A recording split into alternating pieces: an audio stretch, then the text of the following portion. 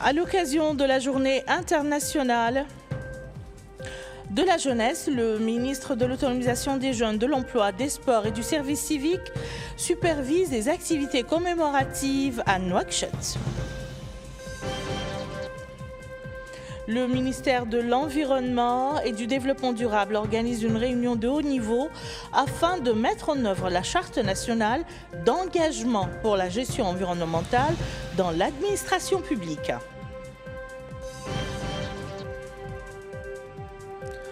Notre pays abrite une réunion régionale du bureau exécutif de l'Association des comités nationaux olympiques d'Afrique.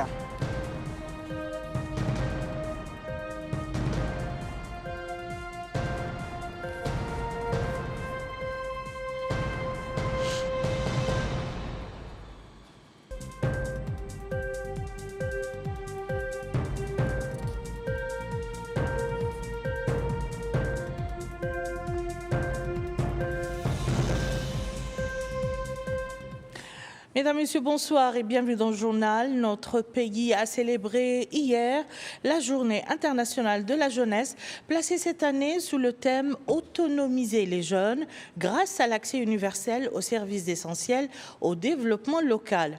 Habsalo nous en dit plus. L'emploi, la formation et l'entrepreneuriat des jeunes étaient au cœur des échanges à Nouakchott. La Mauritanie a célébré la journée internationale de la jeunesse sous le thème « L'autonomisation des jeunes à travers la généralisation de l'accès aux services essentiels au développement local ». Une célébration qui a permis de mettre en lumière les efforts engagés en faveur de l'insertion socio-économique des jeunes.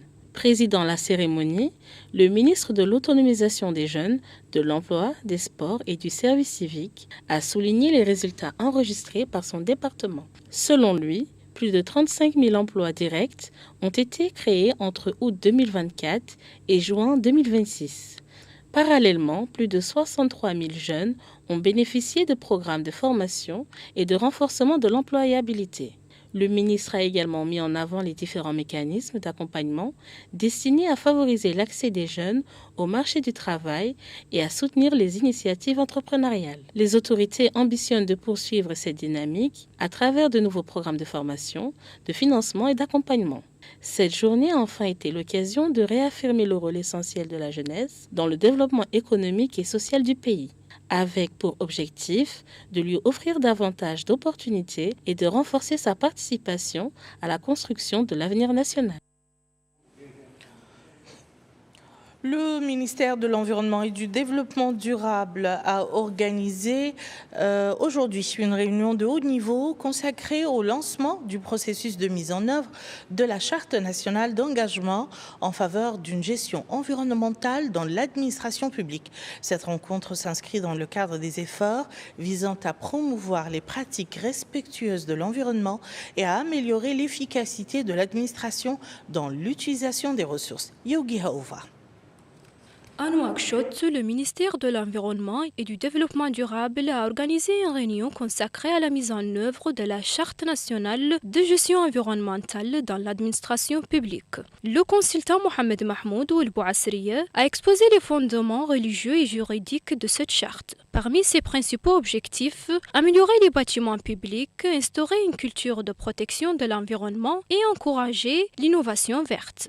La ministre de l'Environnement et du Développement durable, Messouda Baha Mohamed Laqawav, a ouvert la séance en présentant la charte. Elle a insisté sur les défis auxquels la Mauritanie est confrontée. Une désertification qui couvre plus de 80% du territoire, une pression croissante sur les ressources en eau et la nécessité pour le gouvernement de montrer l'exemple en adoptant des pratiques respectueuses de l'environnement. La ministre a précisé que la charte propose des outils concrets pour répondre à ces enjeux, notamment un mécanisme d'auto-évaluation et un plan d'action annuel. Ce plan met l'accent sur la rationalisation de la consommation d'énergie, d'eau et de papier, ainsi que sur une meilleure gestion des déchets de bureau. Les participants ont conclu en débattant des outils nécessaires pour garantir une administration responsable et durable, capable de protéger l'environnement et de préserver les ressources naturelles.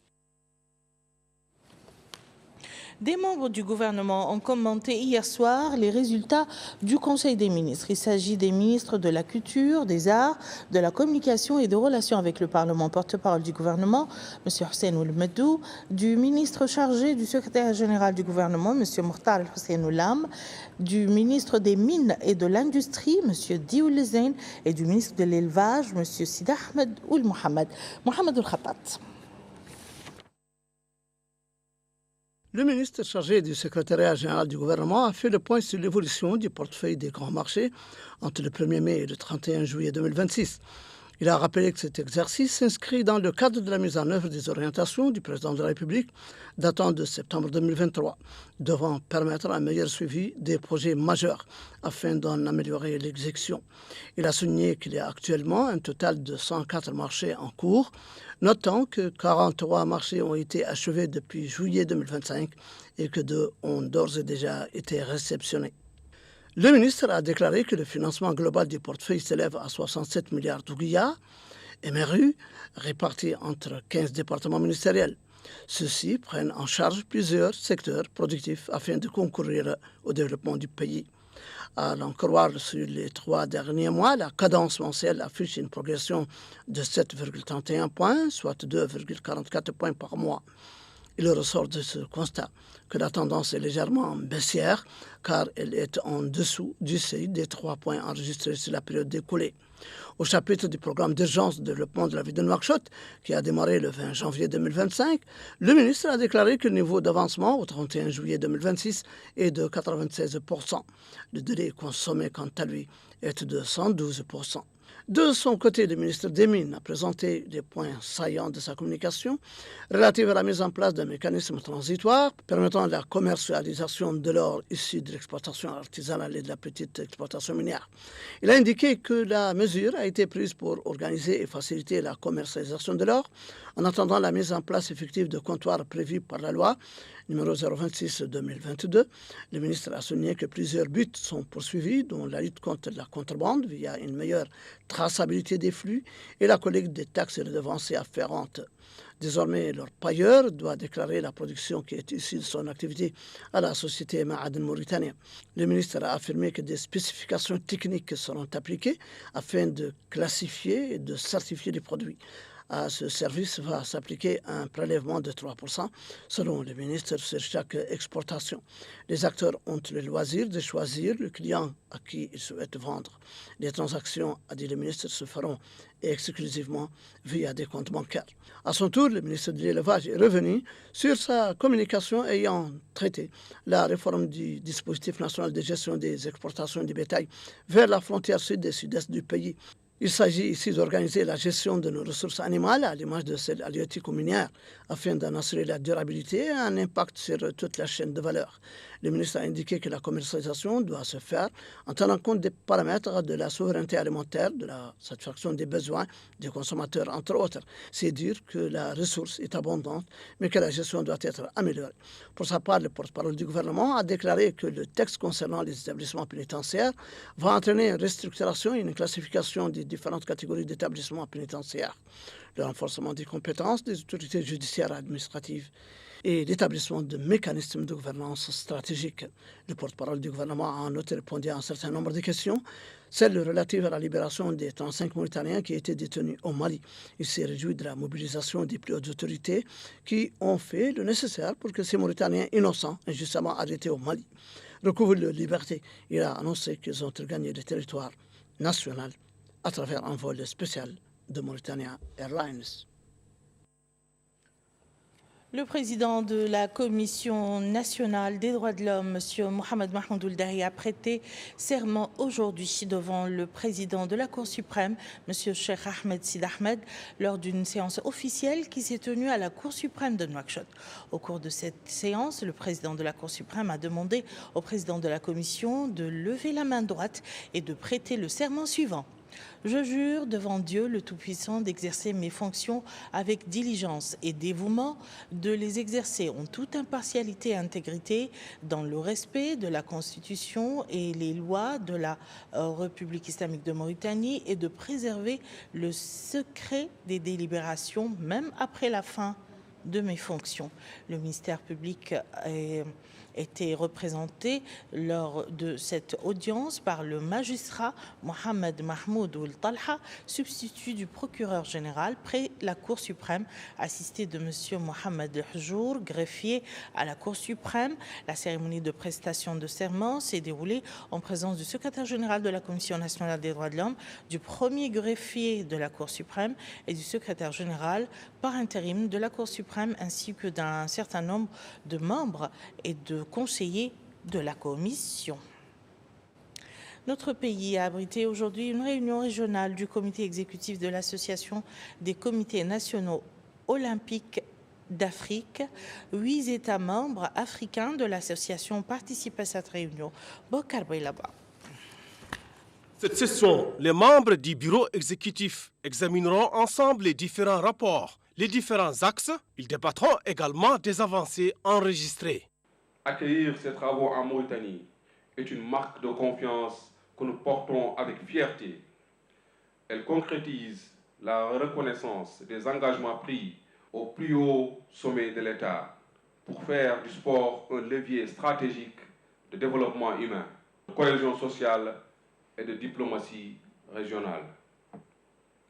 Sous la vision éclairée de son Excellence le Président de la République, M. Mohamed Ould Cheikh Al-Qazouani, et l'action impulsée par le gouvernement de son Excellence le Premier ministre, M. Mokhtar Ould Diaye, le ministère de l'autonomisation des jeunes, de l'emploi, des sports et du service civique, sous la conduite stratégique de son Excellence M. Mohamed Abdallahi Ould Louli, transforme le paysage sportif national. Nos priorités sont claires. Moderniser les infrastructures, garantir un accès équitable à la pratique sportive et ériger l'excellence, le respect et la solidarité en piliers de notre jeunesse. Ces assises régionales doivent marquer un tournant. La réunion du bureau exécutif fixera le cap stratégique pour relever les défis de notre zone.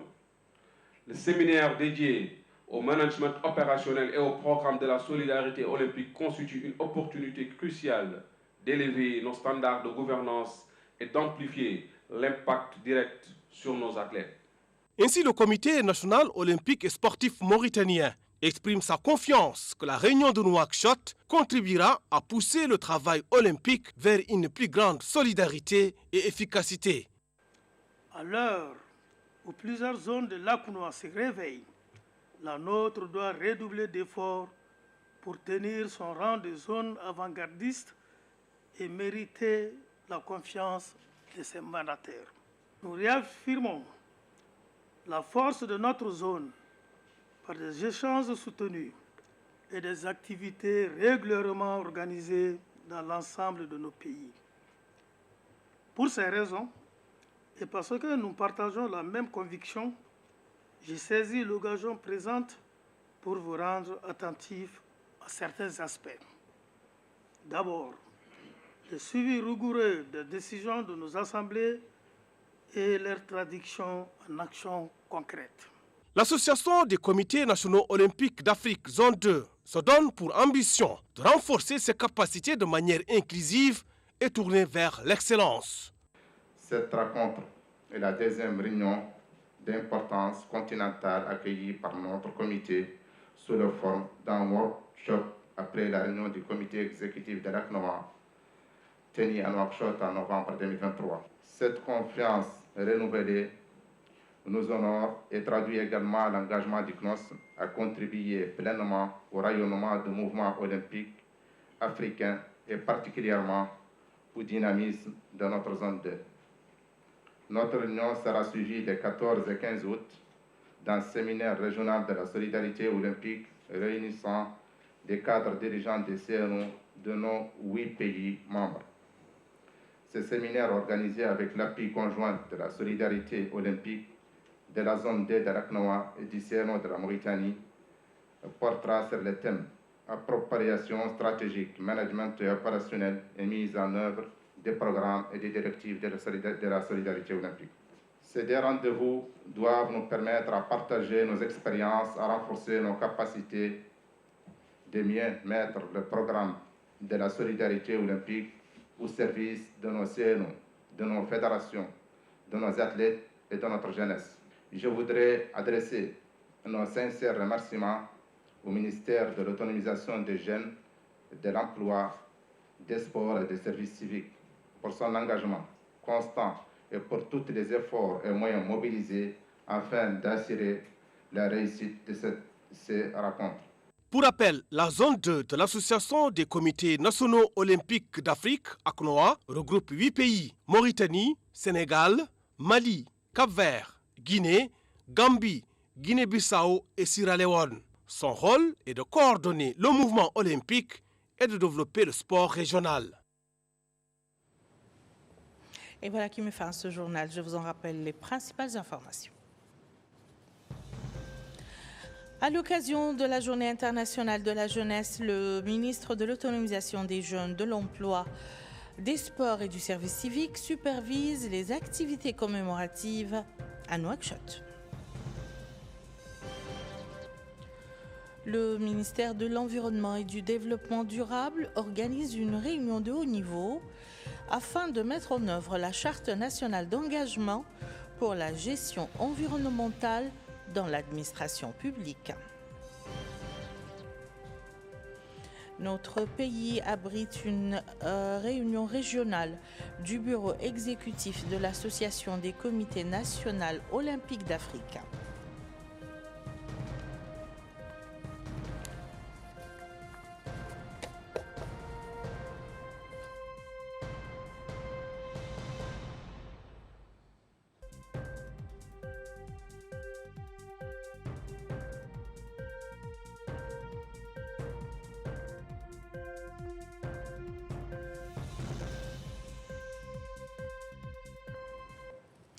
Merci, Madame, Monsieur, de nous avoir suivis. À très bientôt, Inch'Allah.